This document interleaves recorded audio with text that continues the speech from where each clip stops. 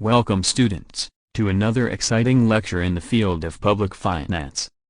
Today, we are looking into the introductory concepts of private and public goods. So, let's get started. Before we delve into the details, let's take a quick look at the history of private and public goods.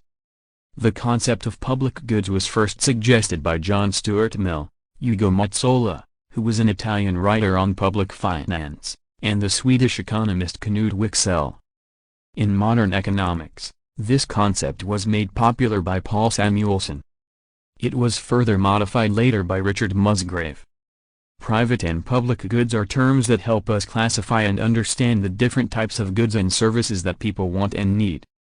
They play a significant role in the study of public finance, which focuses on the government's role in managing the economy. Let's start by exploring private goods. Private goods are items that have two features, of being excludable and rivalrous. What does that mean? Well, let's break it down.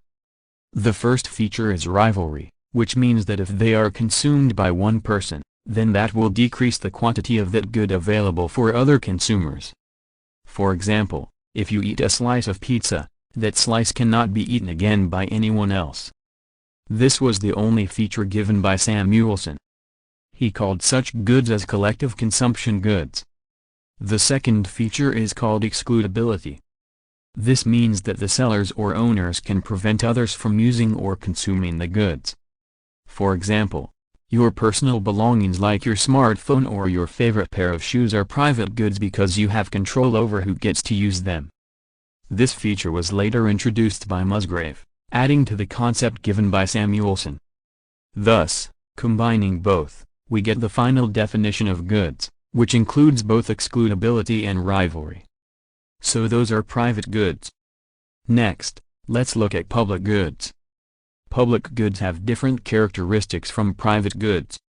This difference is very important in studying public finance. Similar to private goods, public goods also have two features. The first feature of public goods is non-excludability. This means that it is difficult, that is, costly, or even impossible to stop people from using or consuming these goods. For example, we can take public parks or street lighting. They are available for everyone to enjoy.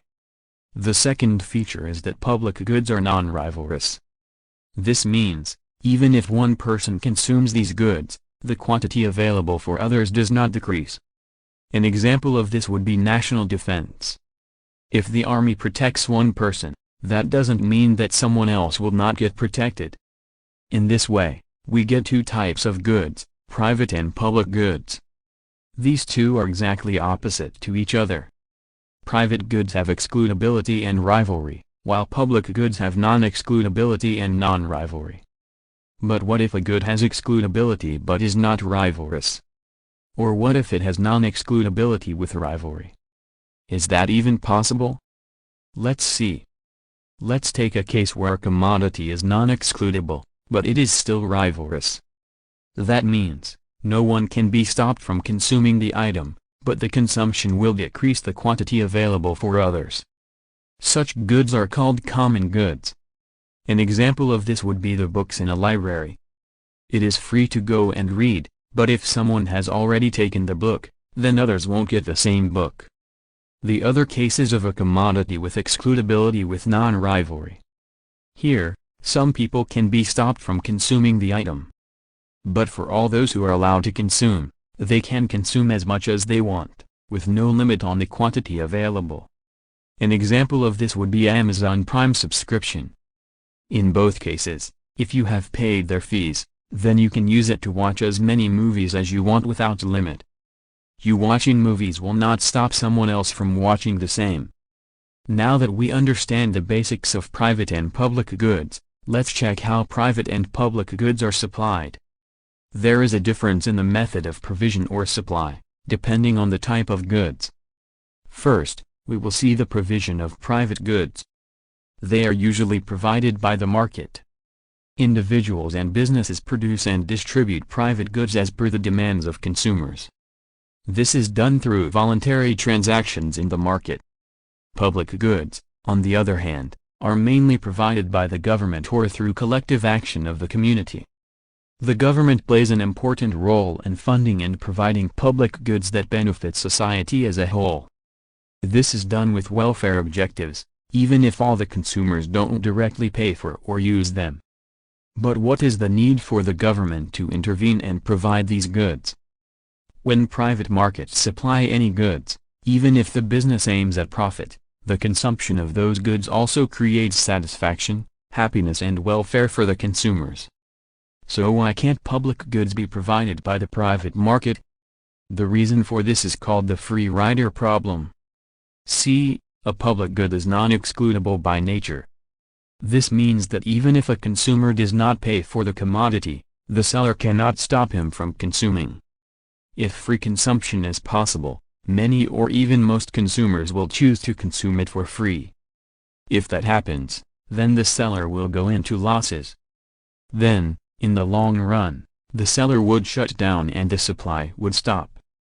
But public goods are things which are needed for social welfare. That means, they should be supplied even if the supplier faces a loss. This can be done in the long run only by the government. That is why usually only governments supply public goods. And that wraps up our lecture on private and public goods under public finance. We explored their history, meaning, and provisions. These concepts are the basics for understanding how resources are allocated and how the government plays a role in providing goods and services to society. In the next video, we will look at some more advanced concepts relating to public goods, like the idea of types of public goods and the porous nature of its features. Until then, keep exploring and expanding your knowledge in this exciting field.